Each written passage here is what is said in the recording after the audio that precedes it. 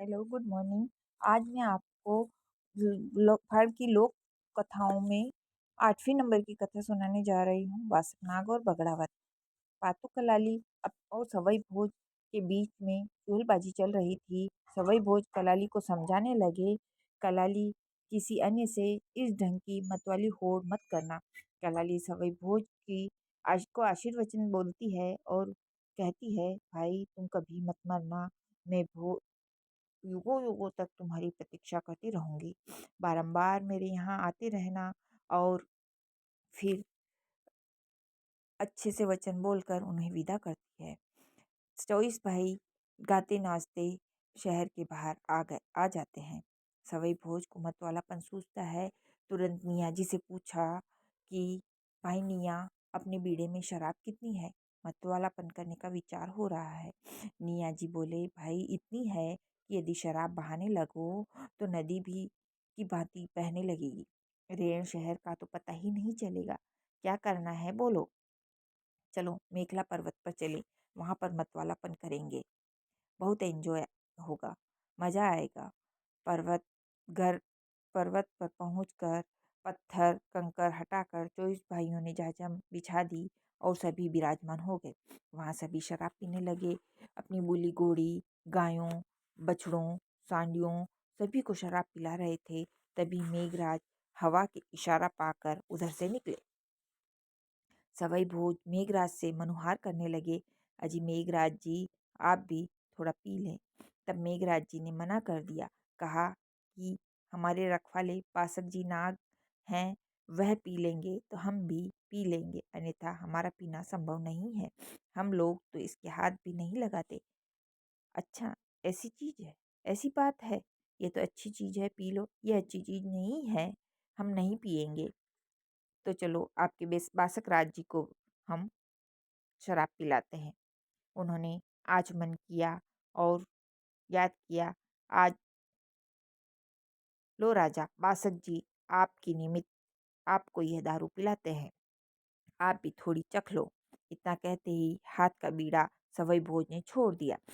सवाई भोज को शिव जी का वरदान था। बीड़ा जमीन पर गिरते ही महादेव जी के वरदान स्वरूप धरती माता की 13 परतें फट गई और राजा बासक जी को मुंह पर जाकर शराब के छींटे लग गए। तत्काल ही राजा बासक, छी छी छी, यह कहाँ से आ गए, ये छींटे कहाँ से आ गए, देखने समझने के लिए जमीन से बाहर आ गए।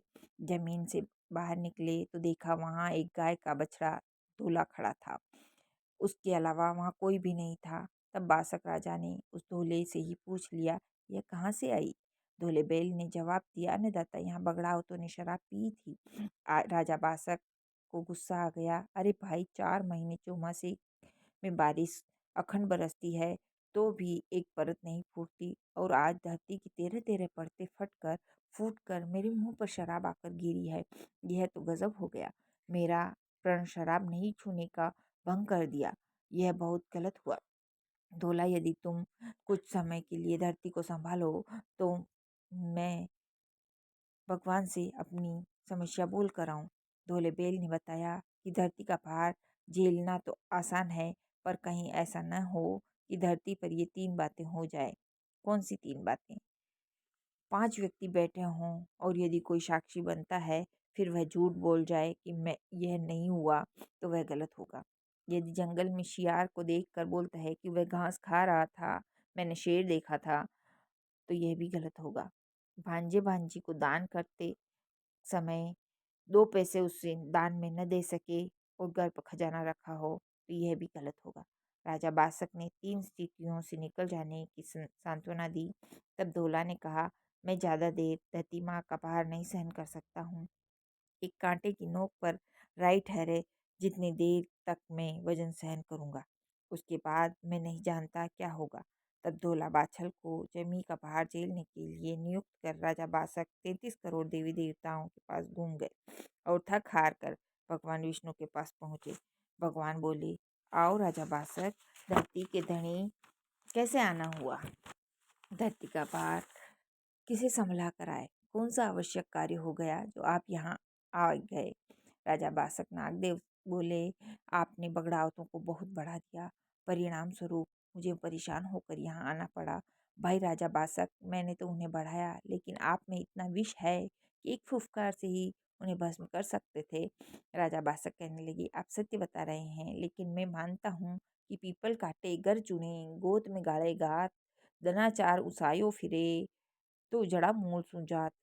बगड़ावत चकवे चौहान है और मैं गोग चौहान। हम दोनों भाई भाई हैं, अतः गोती भाई को मैं घात नहीं कर सकता। सुनकर भगवान प्रसन्न हुए। भगवान ने गढ़लंका के हनुमान जी को बगड़ावतों को छलने के लिए कहा। हनुमान जी ने मना कर दिया। बोले, बगड़ावत मंगलवार से मंगलवार मेरी सेवा में खड़े रहते हैं, मैं उन्हें परेशान नहीं कर सकता। फिर कैलाश पर्वत पर शिव जी के पास गए। भगवान शिव जी से बोले, आपकी माया को आप ही समेटो। तब शिव जी बोले, ये संभव नहीं है, मैं बगड़ावतों का कुछ भी नहीं बिगाड़ सकता। वो मेरे शरीर की रुमाली के समान है। वहां से सीधे भगवान काशी जी के कोतवाल के पास गए। कोतवाल कालाजी गोरा जी ने भी मना कर दिया। बोले, बगड़ावत तो दूध पता से और माला पधराते रहते हैं, हम उन्हें नहीं सता सकते। शनिदेव से कहने पर उन्होंने भी मना कर दिया। वो मेरे जबरदस्त भक्त हैं, मैं उन्हें परेशान नहीं कर सकता। भगवान ने ओ दशा से कहा कि तुम जाकर उन्हें छल लो। ओ दशा ने भी मना कर दिया।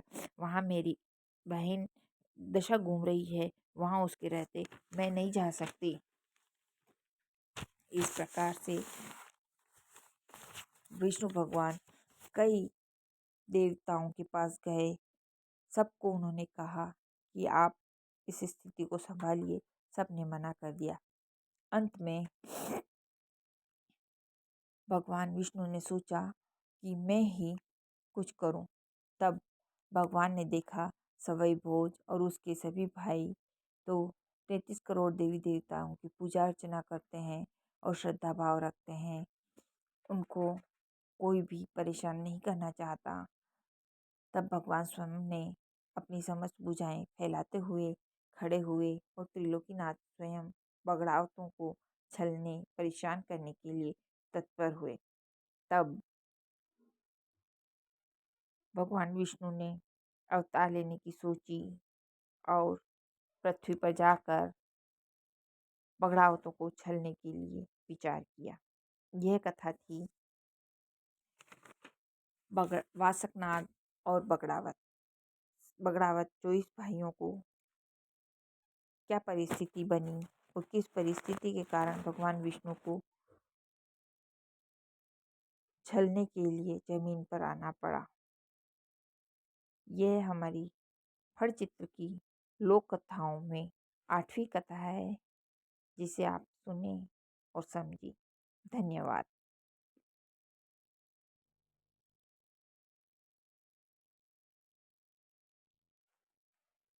बहुत बहुत धन्यवाद आपको। अगली कथा अपन सुनेंगे 9वीं कथा।